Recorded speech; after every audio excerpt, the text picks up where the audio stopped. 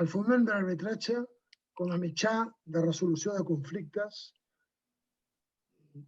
per entendre que és un sistema garantista, independent, transparent, confidencial i que pot ajudar a descarregar molt els òrgans judicials i al mateix temps, sobretot en determinades matèries, és la solució adequada per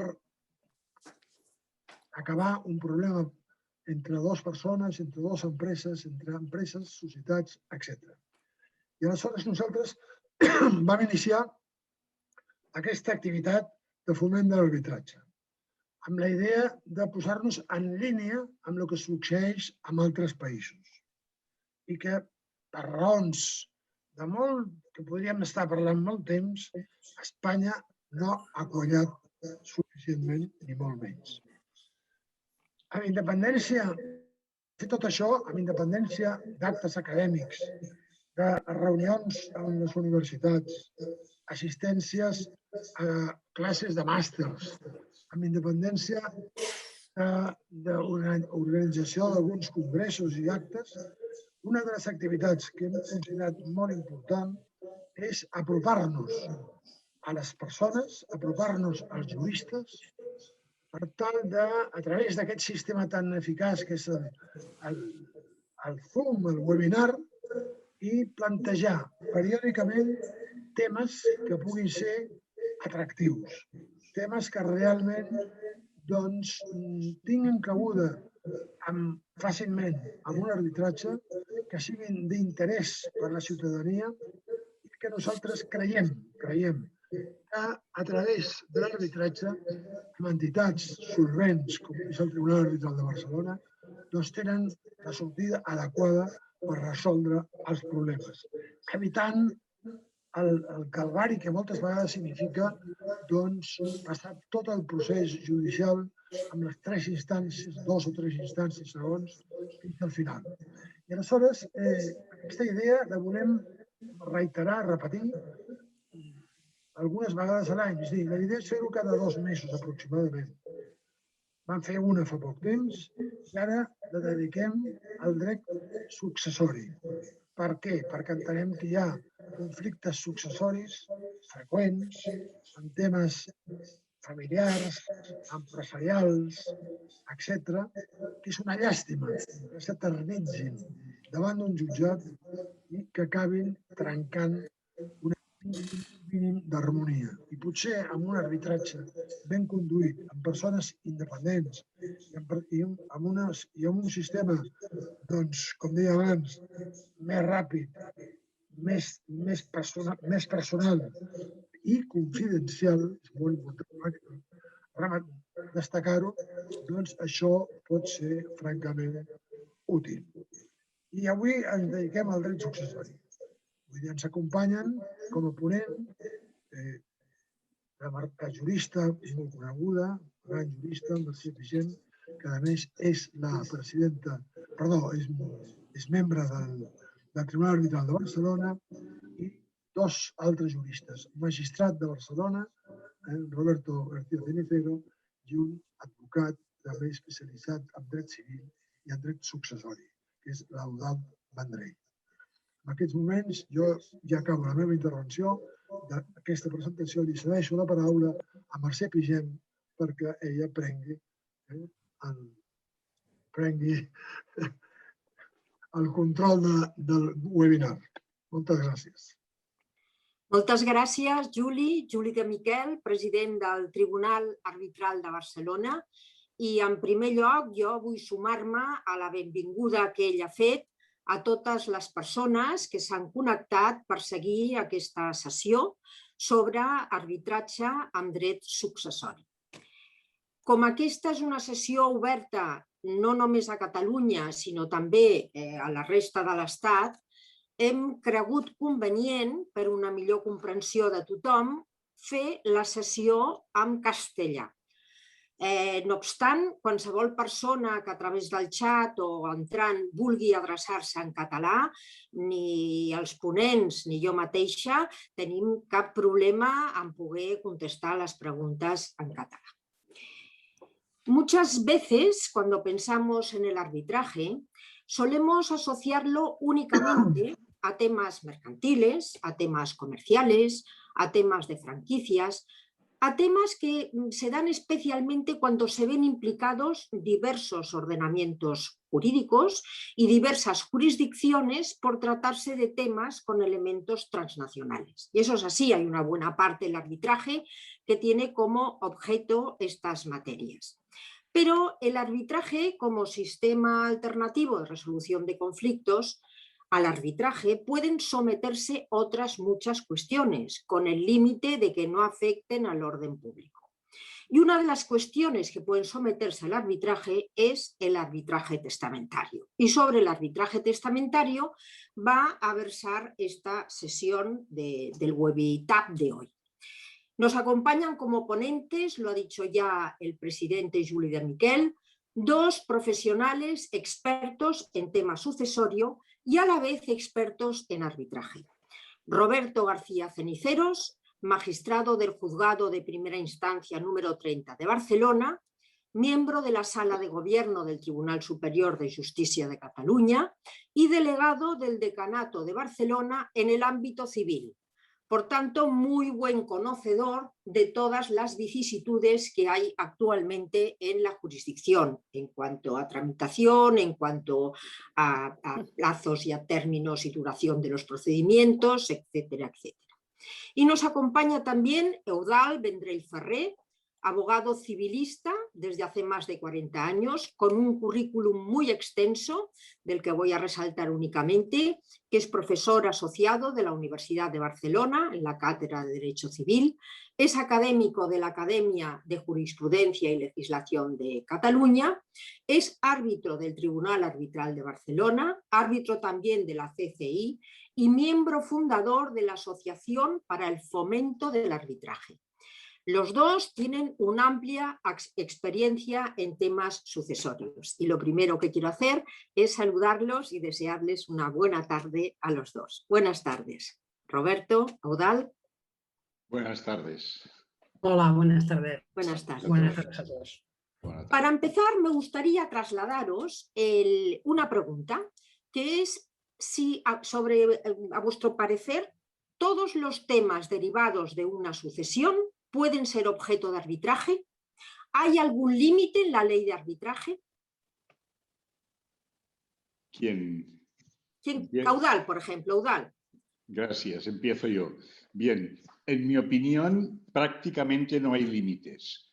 Vamos a ver, es cierto que hay un artículo, el artículo 10 de la ley de arbitraje, que parece reducirlo, pero no es así. El artículo 10 de la ley de arbitraje dice que como fuente, como título para crear, para poner en marcha, para imponer un arbitraje, puede ser un testamento. Pero es decir, puede ser, por tanto, muchos temas de derecho sucesorio, aunque no los haya establecido el testador expresamente según dice el artículo 10, pueden ser objeto de arbitraje por acuerdo entre los propios interesados, herederos afectados por la herencia, el albacea, etc.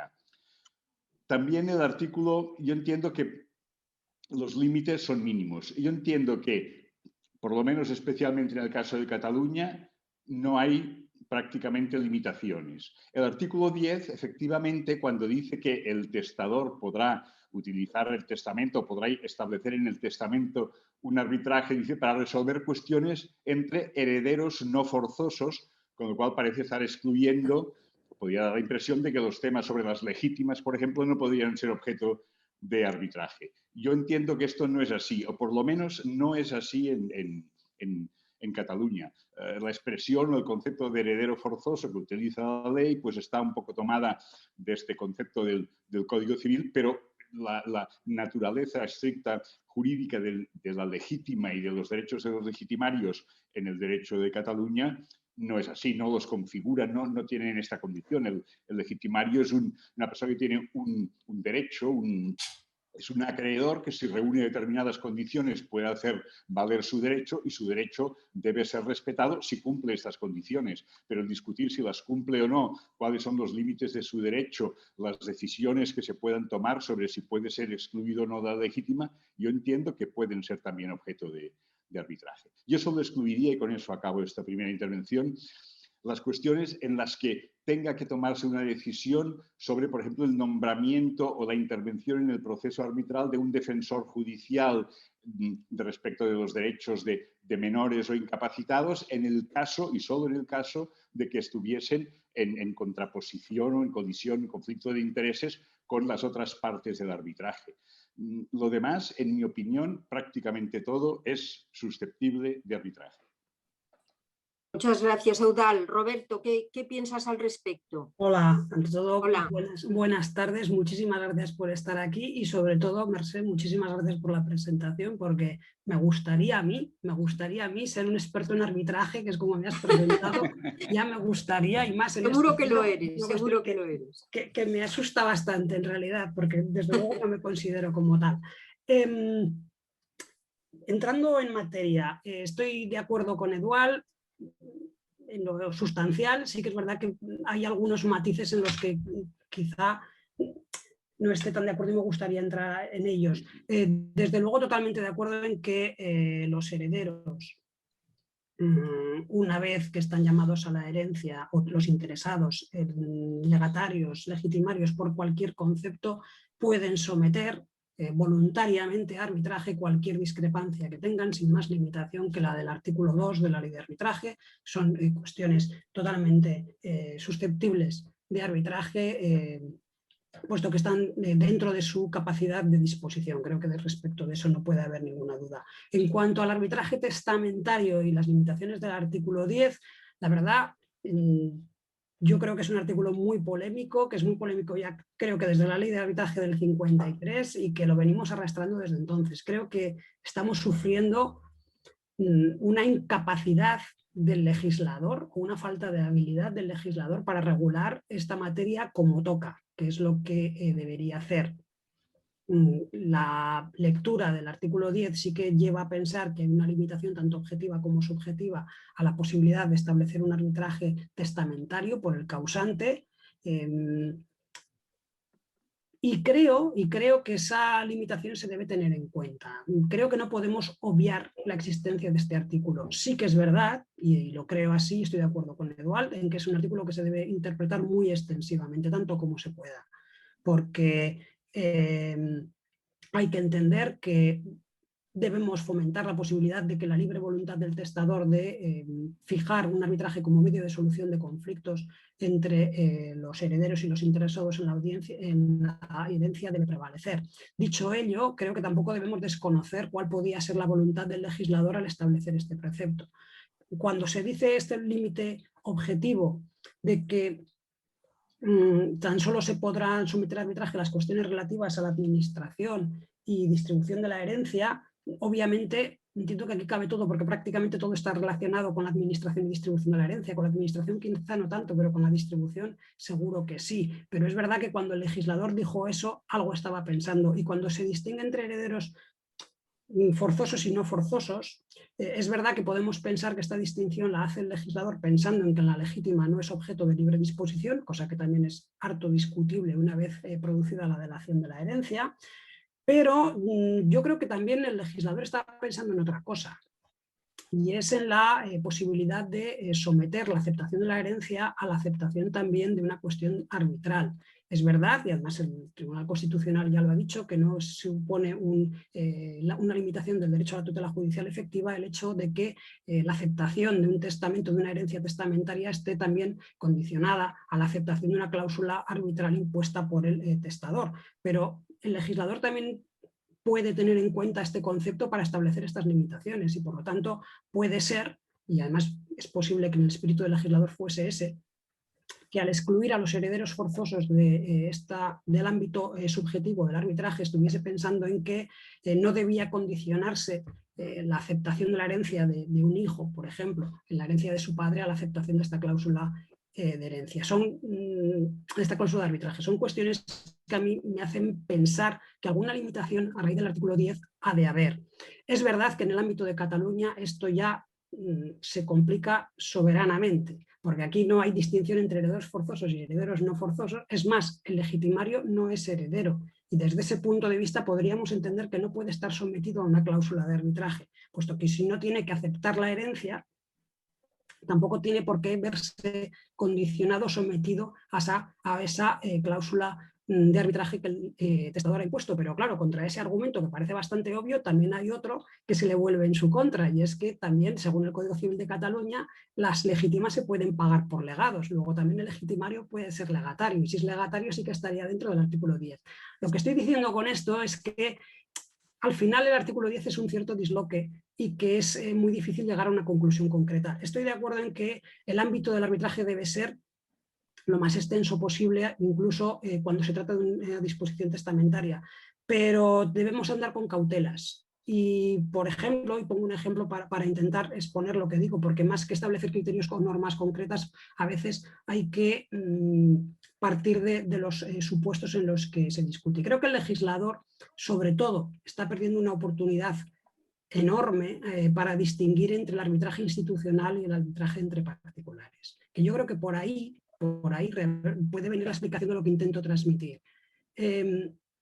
Nos imaginamos que un testador establezca una cláusula de arbitraje designando como árbitro para el caso de conflicto a una persona X que obviamente será de su círculo de amistades y que ese testamento incluya una cláusula de desheredación.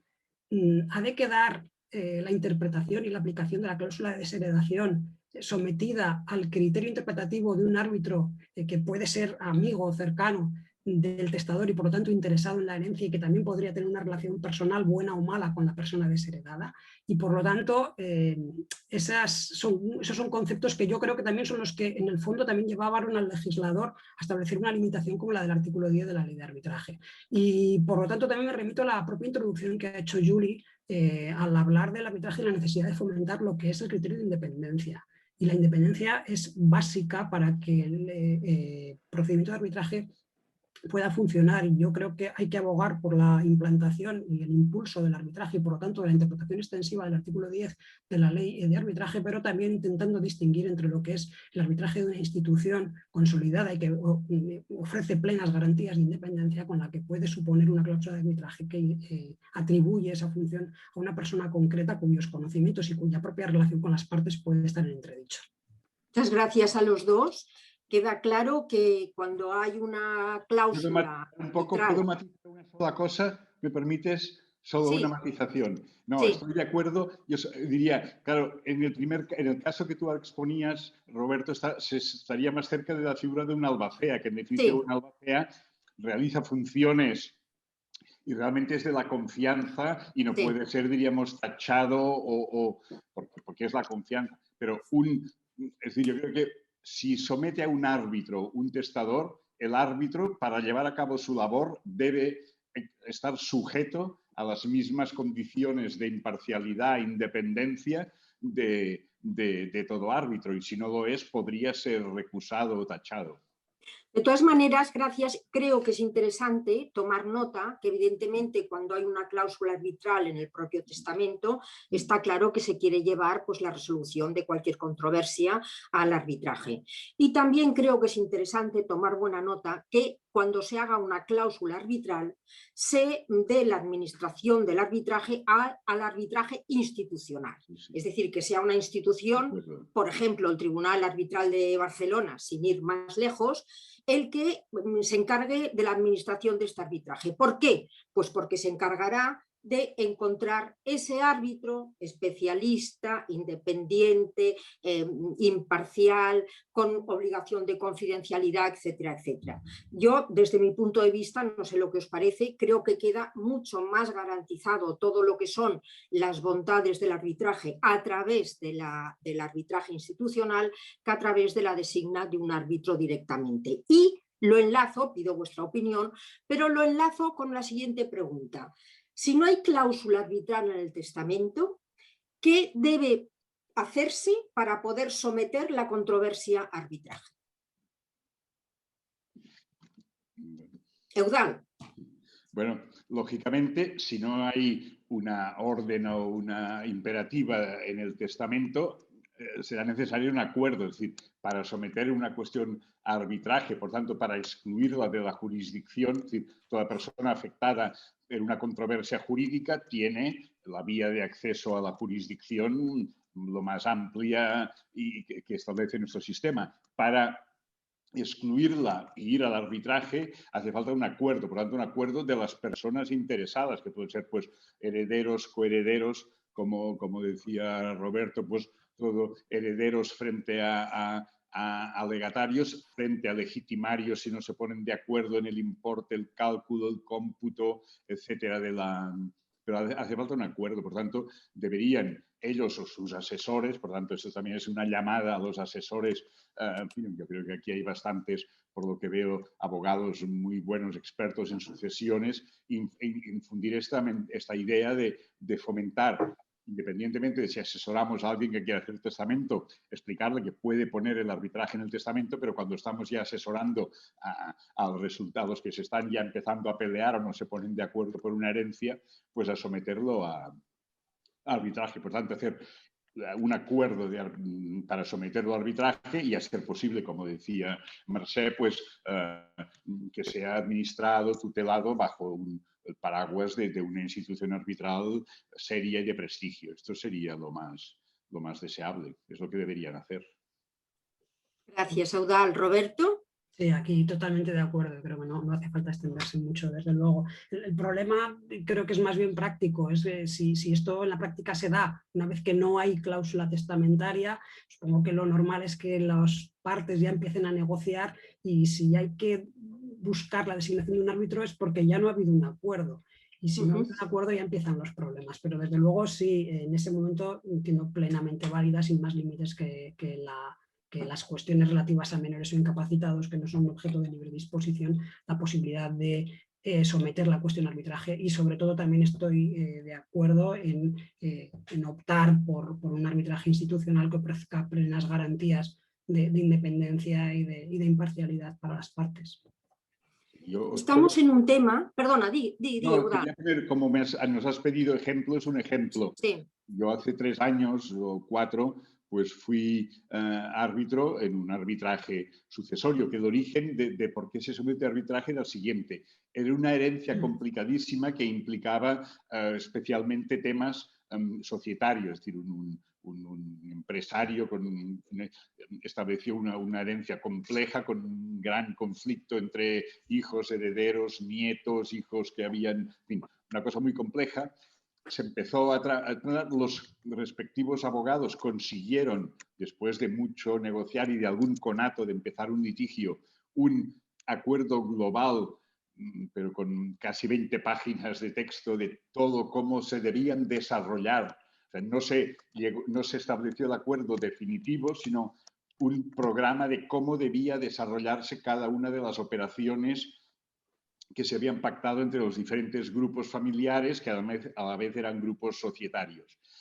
Y al final de este acuerdo marco establecieron la sumisión al arbitraje. El arbitraje llegó porque en el momento de llevar a la práctica este acuerdo que ya habían alcanzado, por lo menos genéricamente, pues se produjeron discrepancias concretas. Entonces salieron 10 o 12 discrepancias que fueron las que se sometieron concretamente a arbitraje.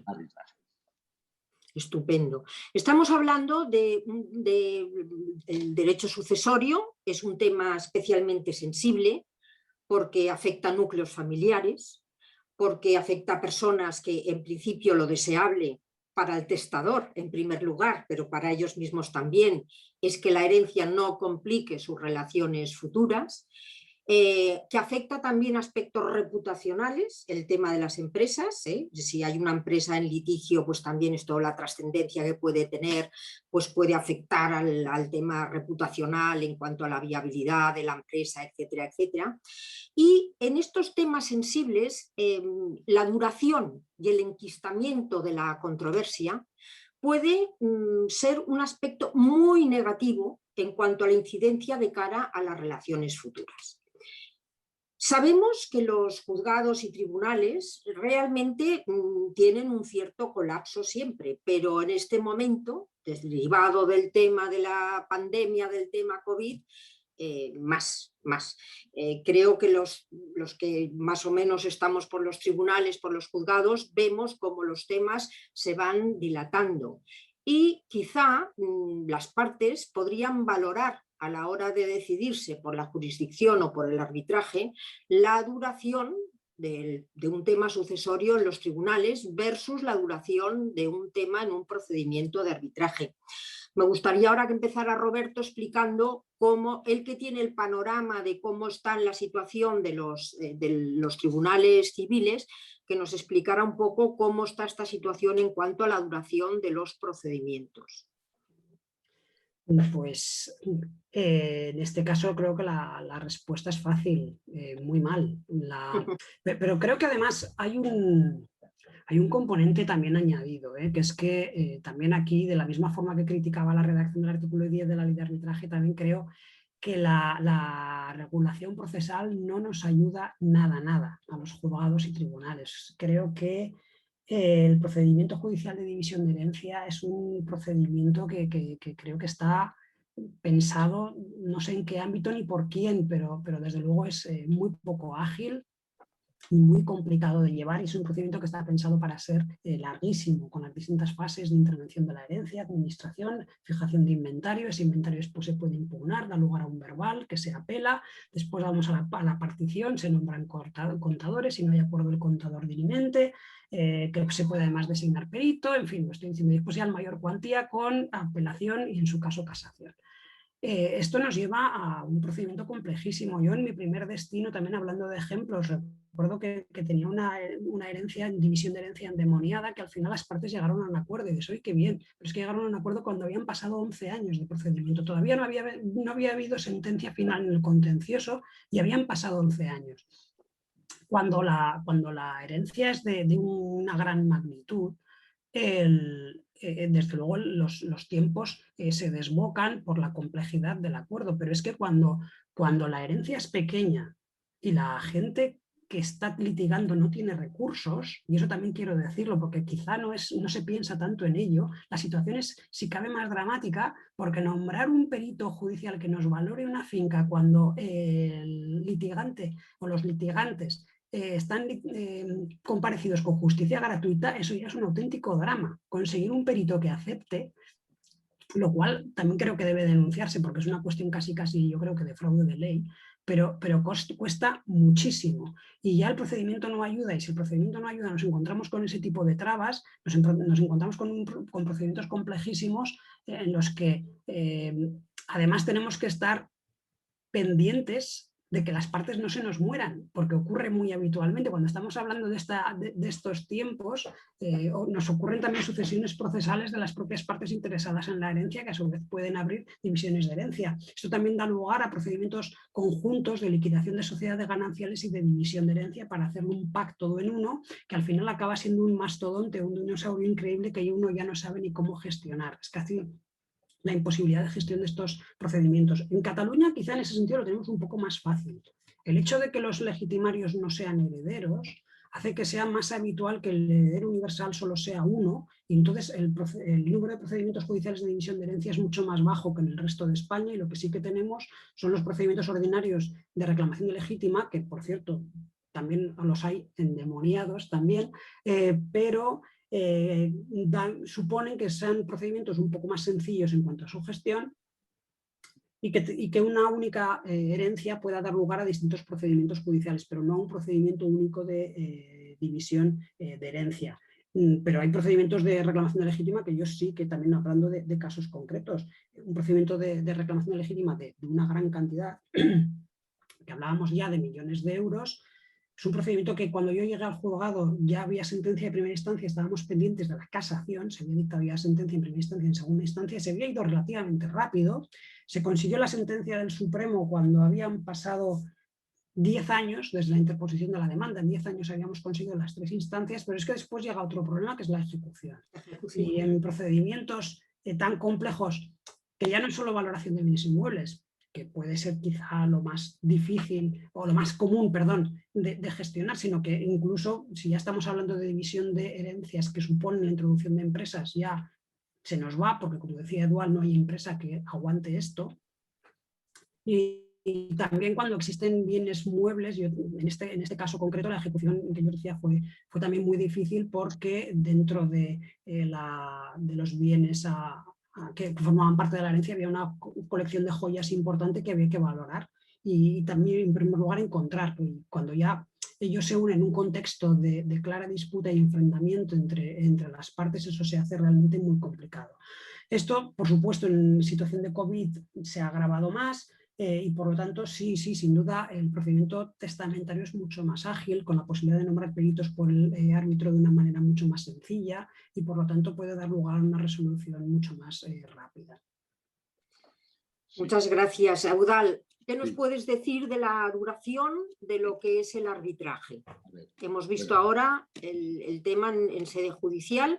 Vamos a ver ahora tu experiencia en el tema arbitral. Bueno, en primer lugar quiero decir que estoy totalmente de acuerdo con lo que ha dicho Roberto, que hay procedimientos endemoniados con el tiempo, como es el procedimiento judicial de división o partición de herencia, que obliga a 5 o 6 comparecencias. Es más complicado y más largo y con más trabas que incluso un ordinario. Bien, dicho esto, efectivamente, una de las ventajas del arbitraje es que se puede fijar que las partes precisamente pueden decir, oye, nosotros queremos que dure tanto. Es decir, existe la posibilidad, tanto por la normativa o los reglamentos cuando se somete a una entidad o un organismo como es el tribunal arbitral u otro, que se establezcan ya. Por tanto, las partes pueden decir, no queremos que esto dure más de 6, 9, 10, 12 meses. En 6 meses, a ver, quizá hay algún tema muy complejo de estos que comentaba Roberto, que quizá en 6 meses no sea posible, pero muchos procedimientos concretos en materia de herencia podrían ser resueltos en 6 meses e incluso menos si las partes realmente lo quieren. Por tanto, esto requiere eso, que los abogados también sean conscientes de que han de facilitar a sus clientes para el interés de los clientes, que es lo primordial, pero también para su propio interés de terminar los asuntos y de no alargarlos, en establecer plazos. Yo creo que en 6 meses muchos temas. Quiero poner solo un ejemplo. Hay una cuestión dentro del tema del campo de las legítimas, que es el supuesto en que una vez se ha determinado ya el importe de la legítima, pero después está el pago de la legítima. Una de las modalidades en Cataluña es que el heredero puede escoger entre pagar la legítima en dinero o pagar la legítima en bienes, pero si designa o atribuye bienes para pagar la legítima, se plantea o se puede abrir un nuevo incidente o litigio, que es determinar si lo que el heredero propone como bien para cubrir y pagar la legítima cubre o no.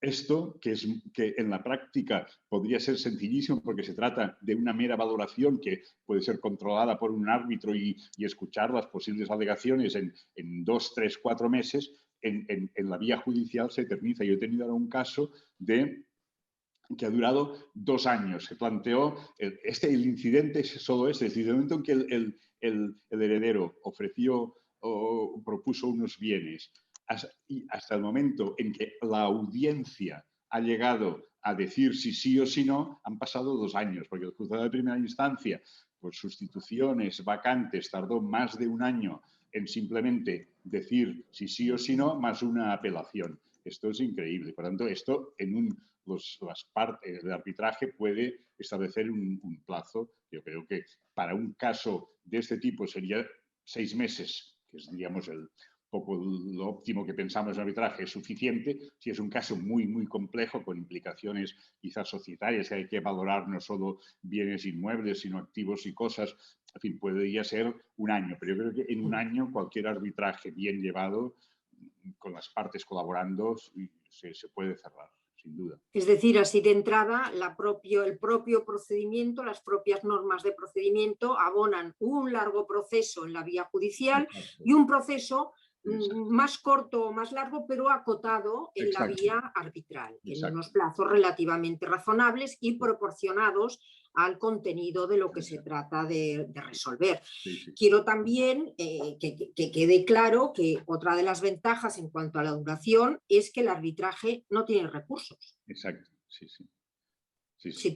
Si quieres explicarlo un poco, Eudald. Bueno, sí, efectivamente, estas son las ventajas esenciales. El arbitraje en sí mismo no hay recurso, es una instancia única. Evidentemente, para muchos puede parecer un riesgo, pero yo creo que, claro, el tema está en que se calibre, se valore, se escoja bien y que los árbitros cumplan bien su función.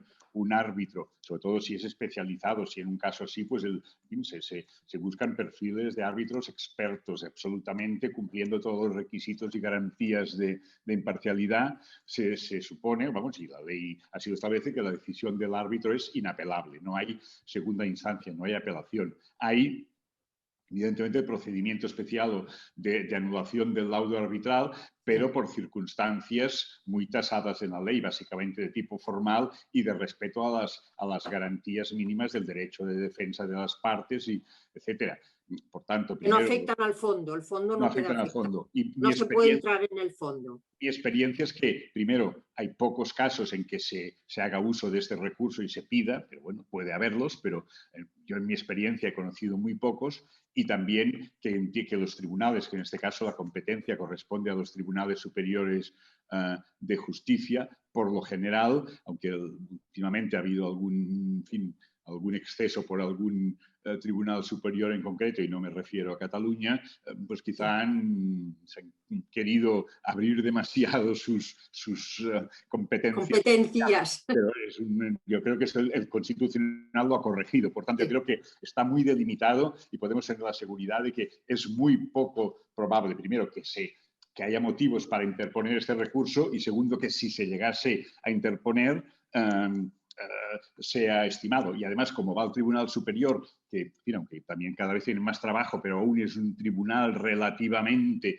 en el ámbito o en la jurisdicción civil o en las salas civiles, quizá menos cargado de trabajo, lógicamente, que los juzgados o las audiencias, pues también da una celeridad. Yo creo que el Tribunal Superior de Justicia de Cataluña, en los casos pocos pero que yo he visto, en 4 o 5 meses desde que le ha llegado el recurso de anulación del laudo, ha resuelto.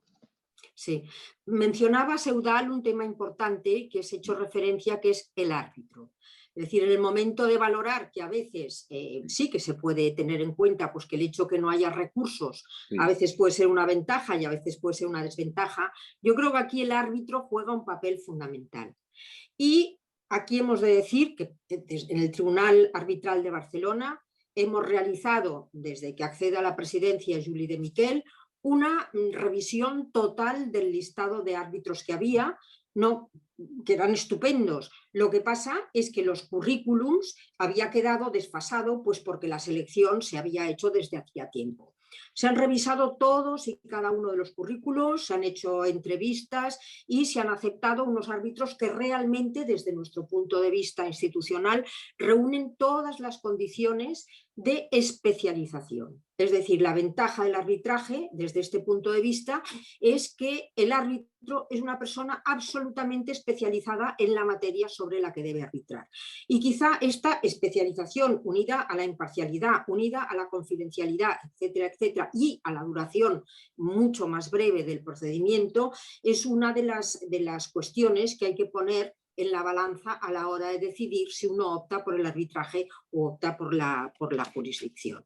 Roberto, no sé si querrías añadir tu opinión en este tema.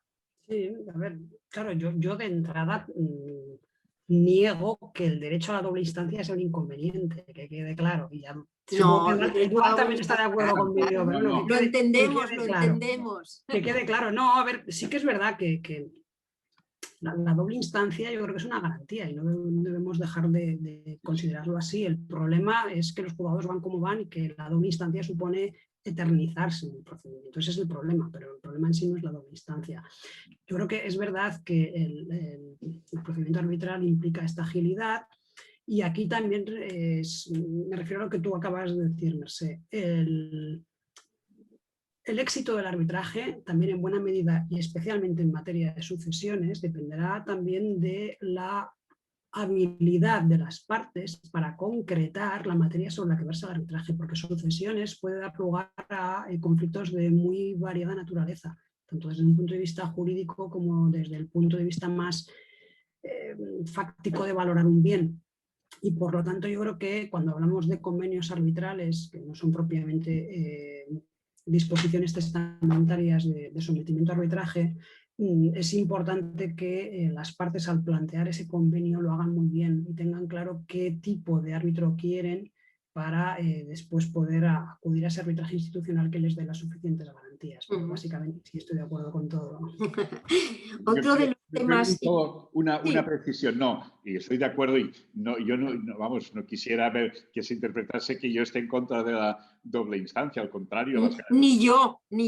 Exacto. No, lo que sucede es que los que van a arbitraje han de ser conscientes y sus asesores les han de explicar que efectivamente tendrían más instancias y que las pueden, digamos, renunciar en aras al arbitraje y entonces les ha de explicar bien y sopesar lo que les conviene. Claro, si ya la mentalidad de mucha gente es que va a ir hasta el final y que yo no voy a parar hasta el Supremo o hasta el Constitucional o hasta Estrasburgo, como te dice la gente cuando ya no saben qué más decir, pues claro, han de ser conscientes y los abogados que los asesoran, pues que están renunciando en aras a algo que puede serles ventajoso o no a la doble instancia. Claro, Eduardo, es que el problema yo creo que al final es ese, el que acabas de apuntar tú. El problema no es que la gente quiera optar o no por el arbitraje por ser una vía más rápida. Es que como hay tanto conflicto, hay muchas veces que ya alguna parte opta directamente por la vía judicial, incluso pensando en el Supremo, para poder durar lo máximo posible. Sí, Ese es el sí. problema. Sí, evidente. Sí. Evidente. Por eso es tan recomendable que la cláusula arbitral esté en el propio testamento y bien circunscrito el tema, porque si no está, sí que se puede llegar a un acuerdo de someter pues en todo o en parte de la controversia arbitral, pero claro, siempre habrá alguna de las partes que piensa que cuanto más dure, mejor le convendrá, pues por el cansancio de la otra parte, porque tal y en fin, por todas las circunstancias que conocemos sobradamente los que estamos en contacto pues, con partes en litigio. Y aquí es esencial el trabajo de los asesores y los abogados. Esto sí, también hay que decirlo, hay que reconocerlo, sí. porque es fundamental. También depende un poco del cliente que tengas en suerte tener. Hay gente como más razonable y hay otras personas pues, que les mueve otro tipo de circunstancias a la hora de decidir qué camino toman. También la gente puede luego modificar su opinión y se puede intentar reconducir las cosas, pues sobre todo cuando son tan largas en el tiempo, van pasando por distintas vicisitudes. Otro tema que me gustaría que comentarais es el tema de la confidencialidad. Es decir, el tema de la confidencialidad y sobre todo la confidencialidad ligada a aspectos reputacionales, yo creo que es una de las virtudes o ventajas a la hora de tener en cuenta optar por un arbitraje en lugar de ir a la jurisdicción. Es decir, el tema de la confidencialidad en un arbitraje, las partes, los abogados, los árbitros, hasta los peritos firman el acuerdo de confidencialidad. Yo creo que esto es importante, pues antes Eudald comentaba un asunto que llevó sobre un tema de empresas, pues esto es importante, porque claro, si sale en los medios de comunicación que hay un litigio importante sobre una herencia que afecta a acciones empresariales, etcétera, pues la viabilidad de esta empresa puede resentirse. ¿Qué pensáis? Bueno, sí, no, totalmente de acuerdo. Yo creo que es muy importante, es una gran ventaja. Efectivamente, si trascienden los medios, que a veces trasciende que, pues eso, los hijos herederos de un gran grupo empresarial andan peleándose entre ellos y salen los tribunales, incluso se dice eso está en el juzgado tal, y incluso se les ve entrando y saliendo del juzgado con sus asesores, esto efectivamente puede ser un desastre y un daño muy grande para eso, para la reputación de la empresa y para el negocio. Y por tanto, pues pero yo también veo otra cosa quizá puede ser menos llamativa, pero de detalle, pero importante. A veces ese tipo de litigios, no hablo tanto de estos así de grandes niveles, pero de herencias normales, pues hay temas que son que se resuelven no siempre, ni ya sabemos que es una prueba dudosa, pero en fin, con testigos, la prueba testifical. La prueba testifical, primero, ante los juzgados, y lo entiendo, no está muy bien vista o hay ciertas reticencias, pero además la gente, a veces una persona iría o declararía algo pero no se atreve o no iría a un tribunal porque le da como una cierta impresión. Es más fácil conseguir que una persona, sabiendo eso, la confidencialidad, que no tiene que verse en una gran sala con personas vestidas con grandes togas y grandes solemnidades, le hace unas preguntas de una manera mucho más coloquial, como puede hacerse en una sesión de arbitraje por un árbitro, y por tanto se puede conseguir quizá más colaboración. Y lo mismo los peritos. Los peritos, pues cuando van a un juicio, van a veces un poco tensos en una sesión de prueba arbitral, por lo menos muchas que yo he visto, las cosas se desarrollan con no sé, más suavidad, pero que permiten sacar mejores resultados. Esto quizá es un dato menor, pero estoy de acuerdo sobre todo en eso, en el tema de la reputación y que la confidencialidad es muy importante en estas materias. Roberto, ¿qué piensas al respecto? Perdón, yo critico a veces, perdona si digo cosas de los jueces y los juzgados, no están mal. No. Cuando digo eso de que Estamos analizando los sistemas testigos a veces en un juzgado se sienten y se atabalan, como diríamos, y pierden el oremus. Bueno, perdona. No, al revés. Tomo nota y además es que muchas cosas lo puedo compartir. Yo desconozco exactamente el funcionamiento de las vistas ante un tribunal de arbitraje y cómo pueden ir de condicionados los testigos o las personas que vayan a declarar. En mi opinión, creo que normalmente las personas que declaran pueden estar más condicionados por las partes contrarias en sí, por las repercusiones que puedan tener de declarar en un sentido o en otro, que por el propio juez. De todas formas, casi...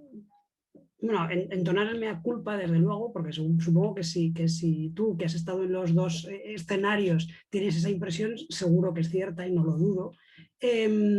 Y sobre todo también hacer el mea culpa en el tema de la confidencialidad, porque es muy importante, y yo creo que eso a nivel de los juzgados es una asignatura pendiente, yo creo que seguirá pendiente durante mucho tiempo. El tema de protección de datos no está suficientemente controlado. Y es muy difícil de gestionar, también hay que decirlo, sobre todo en procedimientos tan extensos, pero hacemos un libramiento de testimonio para darlo a cualquiera con una facilidad increíble. Y más allá de las filtraciones que puedan hacer en prensa, etcétera, etcétera, yo creo que los datos que constan en un expediente deben ser confidenciales, porque así lo marca la ley. Y faltan los controles adecuados sobre eso. Aunque las herramientas legislativas están, yo creo que hay bastante ignorancia sobre ellas. A veces no solo por la parte del juzgado, sino incluso por las propias partes, incluso. Y creo que es un tema que debemos controlar mucho mejor y que desde luego no lo hacemos. Y en ese sentido, no tengo duda de que en el ámbito del arbitraje, que hay que gestionar unas cantidades mucho menores en cuanto a datos, seguro que se puede llevar con un mayor control. Y ya me gustaría también hablar de un tema que es el tema de los costes. Muchas veces una objeción que se pone al arbitraje es que se considera que el arbitraje es caro. Me gustaría, empezando por Eudald, que es el que tiene experiencia en la materia, ¿cuál es su opinión al respecto? Sí, vamos a ver. Evidentemente hay un tema que es que hay que pagar al tribunal, es decir, no hay en la justicia y más en temas si son privados o no empresariales, no hay tasas y el arbitraje tiene unas tasas que son pues las tarifas, los costes de administración y los honorarios del árbitro. Esto es un hándicap, o sea, yo creo que sería falso desconocerlo. Por tanto, es verdad que el arbitraje es útil en asuntos de una cierta cuantía de interés económico para discutir una herencia, perdonadme el ejemplo quizá esquemático un poco de pues una plaza de parking y una cuenta corriente de 50.000 euros o un saldo de 50.000 euros en una cuenta y 3 herederos y que tengan que ir a un arbitraje para repartir eso, posiblemente no salga a cuenta. Por tanto, han de ser temas que merezcan un poco. Pero es cierto que, bueno, pues el arbitraje tiene... Es decir, el factor tiempo es importante, todos lo sabemos, ¿no? El tiempo es oro, etcétera. Es decir, que a la hora de realmente computar el interés y los resultados y las consecuencias, sumar tiempo, es decir, restar tiempo, aunque tengas este coste añadido, es importante. Y además, en algunos procedimientos, y en concreto en este que todos hemos vituperado tanto, que es este de la partición judicial de herencia, allí pues el árbitro ya asume lo que sería, al tomar su decisión, las funciones que puede tener o adoptar un contador partidor. Es decir, en el procedimiento judicial de división, pues cada parte paga a su abogado y a su procurador. Han de designar un contador partidor y si hay más, o puede ser incluso un dirimente, y esto va incrementando. Si el arbitraje es, por ejemplo, para partir la herencia, los únicos costes añadidos sería porque el árbitro no es perito, nombrará un perito, pero además también nombrará uno y no accederá a que cada parte quizá nombre el suyo, porque si es consciente, si busca y considera que con uno es suficiente, ya se elimina esta posibilidad de que cada uno tenga que gastar dinero en un... Y lo que serían los honorarios estrictos que cobra, lógicamente, el contador partidor, porque en definitiva es el que hace la propuesta, y el juez, en una función importante, pero digamos bastante limitada, lo aprueba o no, pero el que cobra, por decirlo así, es el contador partidor, y por lo tanto en este caso es otro en cambio, pues los honorarios del árbitro incluirían en este supuesto, estoy hablando en concreto de este, ya absorberían este coste, y por tanto la diferencia al final quizá tampoco sería tan grande. Roberto, ¿quieres añadir algo? Paso a hacer una pregunta que han hecho en el chat. A ver, estoy de acuerdo con Eduard, pero es que incluso iría más allá. Es que yo no tengo tan claro que una división de herencia que sea una división modesta en la que simplemente haya que valorar unos bienes, no sea tan rentable acudir al arbitraje, porque es que a veces nos encontramos con el perito de la parte demandante para que nos haga la valoración de una finca, el perito de la parte demandada para que nos haga la valoración de otra finca después de una audiencia previa, y piden un peritaje judicial que, bueno, algunos entendemos que no cabe, otros entienden que sí, que yo a veces cuando me dicen eso lo planteo, pero vamos a ver, ¿quieren ustedes un árbitro un perito que sea dirimente realmente y que nos sometemos a él? Porque en realidad eso sería un árbitro y podrían acudir a un arbitraje para ello, entonces bastaría con una sola tasación, y si las partes se someten de entrada a lo que ese tasador diga que han elegido, va a misa y no tenemos que estar haciendo 3 peritajes distintos, o si simplemente lo que quiere es un tercer peritaje para poder discutir otra vez y entonces ya tenemos una prueba más, porque entonces las pruebas se incrementan y los costes también. Claro, en el ámbito judicial existe el derecho a la asistencia jurídica gratuita, existen las costas para quien gana, que se podría haber resarcido de todos los costes, pero es que en la práctica todos sabemos que no es así. Es difícil que en un procedimiento de sucesiones haya condena en costas, luego supongo que lo más normal es que al final cada uno termine asumiendo los honorarios de sus abogados y procuradores, y en peritajes y contadores partidores la verdad es que puede salir mucho dinero que nos podemos ahorrar con el coste de un solo árbitro y el perito que este designe. Si eso además lo añadimos por la existencia de doble instancia, posible casación y conflictos en ejecución que pueden dar lugar también a muchísimo tiempo, claro, y aquí lo que hablábamos antes, cuanto más duración tenga el procedimiento, eso va a generar más costes. Claro. Desde luego muchos procedimientos judiciales de herencias serán altísimos. Paso a leeros una pregunta que han hecho en el chat, la leo tal como la han formulado, no sé si hay algo contradictorio, pero la leo. Dice Àngels: creo recordar que en el Código Civil catalán hay un artículo que prohíbe las cláusulas testamentarias que prohíben la impugnación del testamento o recurrir a los tribunales en relación a la sucesión. ¿No se contradice este artículo con el artículo 10 de la Ley de Arbitraje? ¿Qué opináis que se pueda recurrir a arbitraje y no a los tribunales? Hasta aquí la pregunta. Yo sí que, a ver, yo diría precisamente, yo quería comentar algo de esto al principio, pero bueno, sí, he pensado que no era cuando en la primera, diríamos, sí, la cuestión que hemos tenido. Efectivamente, y bueno, y está en relación con lo que decía Roberto, el testador puede hacer muchas cosas porque tiene, vamos, el principio es de libertad de testar y por tanto libertad de disposición, pero hay algunas que no las puede hacer. En efecto, en Cataluña en concreto están, es decir, se tienen por no puestas, esa es la expresión legal, por lo tanto están fuera del ordenamiento, se tienen por no puestas las cláusulas o condiciones directas o indirectas que digan el que prohíbo el juicio, prohíbo la intervención judicial, o el que impugne, le quito sus derechos, y todo esto ha sido la jurisprudencia era bastante, pero había dudas, pues en el Código de Successions ha quedado, perdón, en el llibre quart del Código Civil ha quedado clara esta prohibición. No es exactamente lo mismo, es decir, hay una diferencia de matiz. Por tanto, yo entiendo que efectivamente el testador no puede hacer eso porque está privando a las partes o a alguien de impugnar algo que él puede considerar que incurren vicios, en defectos que merecerían una impugnación, pero no puede impedir que se vaya a discutir o a litigar, pero puede precisamente, entiendo, por esto de sus otras facultades, decir, pues si hay impugnaciones o hay pleitos, pues que vayan a arbitraje. Por lo tanto, yo creo que no es contradicción, sino una cosa permite complementar la otra. Esta es mi visión del tema en relación con esta pregunta. Roberto, ¿quieres dar tu opinión? Desde luego, claro, la cláusula que prohíba impugnar un testamento ha de ser nula porque supone una privación clara del derecho a la tutela judicial efectiva, como recurrir a los tribunales en caso de impugnación. Claro, la cuestión es si el artículo 10, y aquí hablábamos de las distintas interpretaciones que puede tener, es si permite someter a arbitraje estas cuestiones de impugnación del testamento. Yo creo que la impugnación del testamento yo entiendo que no cabría aquí, seguramente Eduardo y yo no estaremos de acuerdo, pero me parece bastante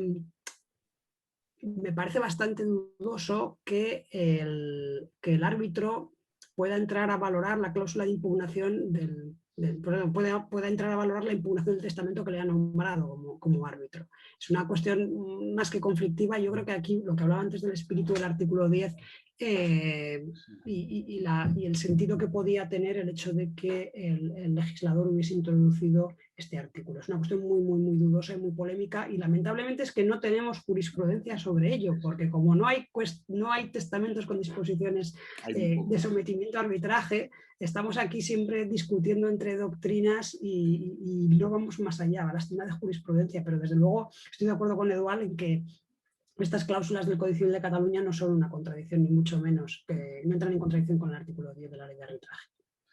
Yo quiero decir eso, Matías, estoy de acuerdo que es muy dudoso, pues dudoso si el arbitraje testamentario puede incluir o no la impugnación, pero que el tema de la impugnación de un testamento pueda ser por acuerdo de las partes en lugar de sometida a un juez, sometida a un árbitro.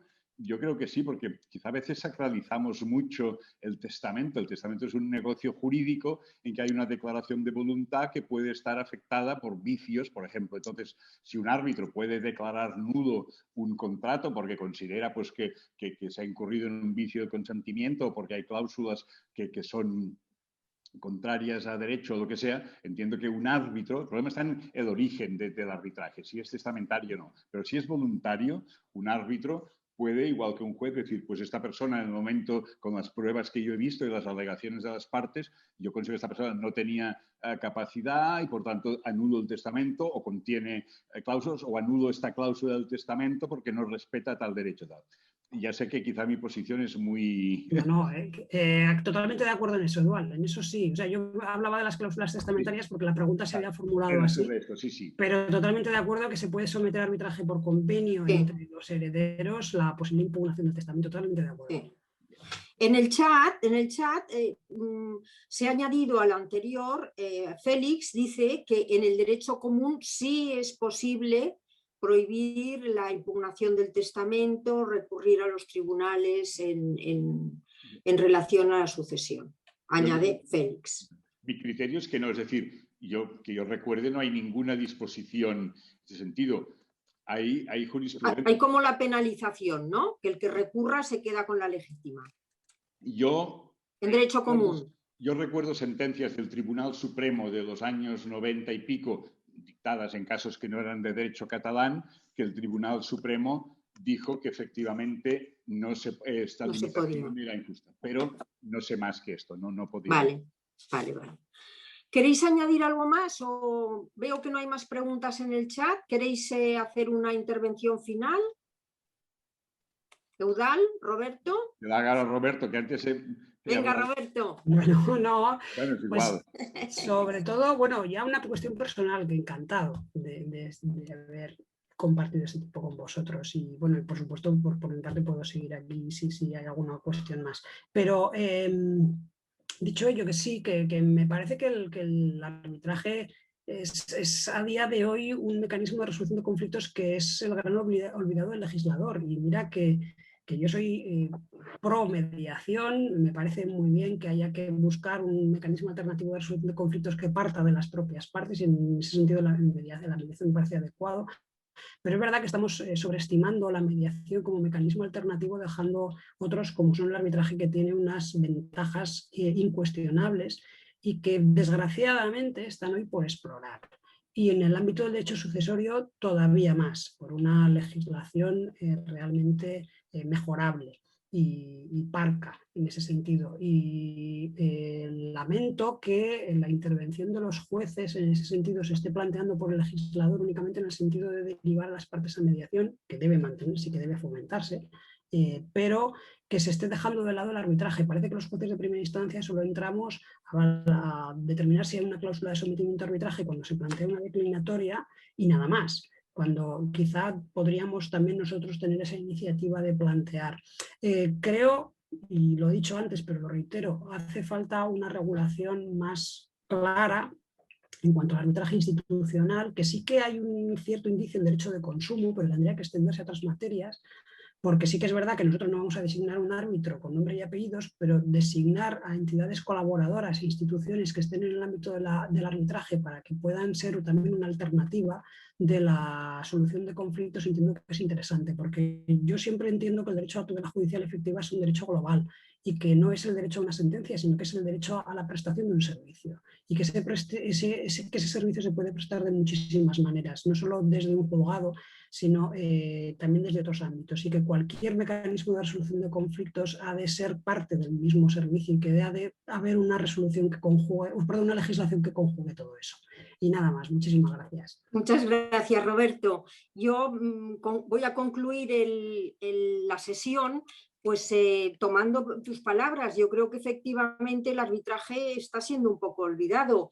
Incluso en el anteproyecto de ley de medidas de eficiencia procesal del Servicio Público de Justicia, que se comenta muchísimo sobre el tema de la mediación, y está muy bien que sea así, no se habla del arbitraje.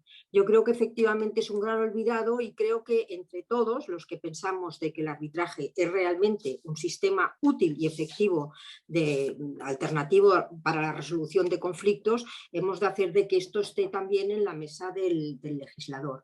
Yo concluyo esta sesión dando por supuestísimo las gracias por vuestra participación, dando también las gracias a todos los que se han conectado para asistir a esta sesión, y esperando que esta sesión haya sido útil para dar a conocer el arbitraje en un aspecto quizá menos conocido, que es el arbitraje en materia sucesoria.